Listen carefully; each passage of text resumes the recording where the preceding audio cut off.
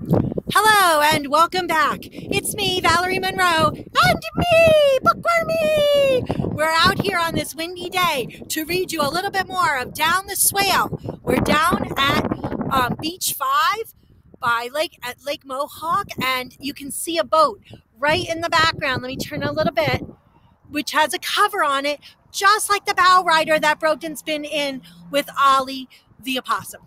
So we're going to read a little bit more. It's a kind of windy day, but I hope you can hear us. A ray of sunlight fell across Brogden's face and mop of long hair. It was bright enough to rouse him from what had been a deep but disturbing sleep. In his dreams, he had been alone on Lake Oaxaca, spinning around and around on the huge frisbee in the center of lily pads. A huge frog sat on each pad and called out, "Danger!" He spun faster and faster and was about to go flying off the frisbee when he woke up.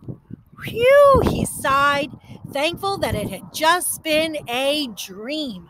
He blinked and shielded his eyes with the back of his hand. The opossum was gone, he noticed, and his stomach was talking again. It was saying that it felt like days since he'd eaten the soggy cheese doodles, and would he kindly do something about getting breakfast?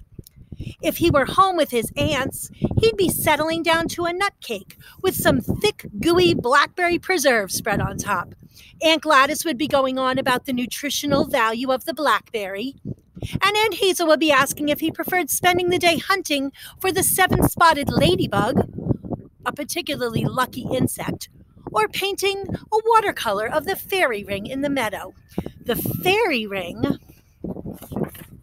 was a large circle of mushrooms that the meadow fairies rested their feet upon following their dancing celebrations.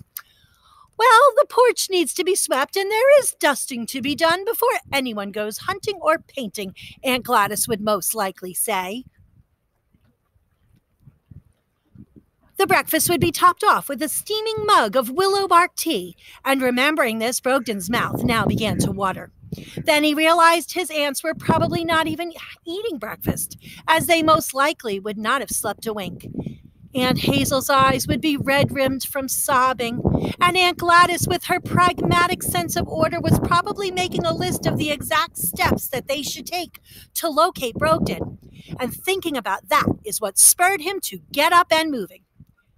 Luckily, the swelling on his ankle had gone down. When he lifted the edge of the bandage with his thumb and forefinger, he could see that the injury had taken on a yellowish-purple hue, with a hint of green around the edges.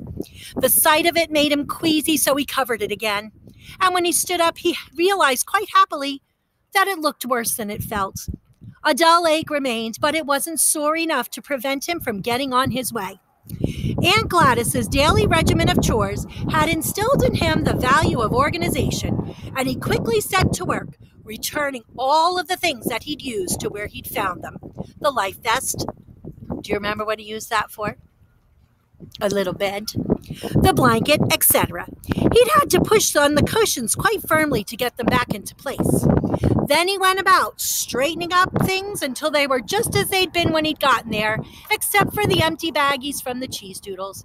He figured he would fold that up and take it with him, as it might make a good sort of a raincoat. You might think about what little baggies would be great for if you were 12 inches old. 12 inches tall, sorry. Just as he reached for it, he froze. Voices, house dweller voices. He could hear them faintly through the boat's cover, but had no idea how far away they were. It sounded like the shouting of young children, as well as an older, deeper voice. Brogden thought back to the night before when he'd been approaching the dock on Fred's back and tried to remember exactly how many boats there were. The odds that the voices he was hearing now just happened to belong to the house dwellers who owned Almost Home were low. Perhaps 1 out of 11 or 12, which wasn't terrible odds. Besides, he reasoned optimistically, just waiting for the motorcycle to pass, luck was usually on his side, except for the nasty fall down the swale and ending up far away from home in a boat in a lake where there was possible danger. But despite those dreadful circumstances, hadn't things worked out so far? He had managed to escape the drain pipe and find shelter and make fine new friends. Years ago, when some rogue squirrels had broken into and then stolen a great deal of their winter store of nuts, Aunt Hazel had pointed out that at least their cupboard was still half full. He learned from her to look on the bright side of things. The voices were coming closer now, and although they were still somewhat muffled by the boat cover, Brogden could distinguish a boy's voice. Dad, why she gotta bring a doll on the boat? Didn't you tell her no dolls on the boat? She's getting too old for dolls. She's almost 10. Then a girl's voice. I can too bring this doll. You get to bring your stuff. Yeah, well, what if your dolly fell in the water? Brogden heard a scuffling and what sounded like several thuds. Give it, the girl shrieked. I say give it back, Dad! Brogden could hear that the house dwellers were getting closer, and he prayed that the boat they were speaking of was Lazy Days or Yachts of Fun. Any boat but this one, he thought.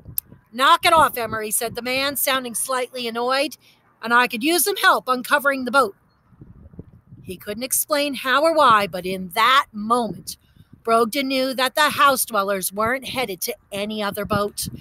They were going to uncover Almost Home, and then they were going to find him. I think that's where we'll stop for today.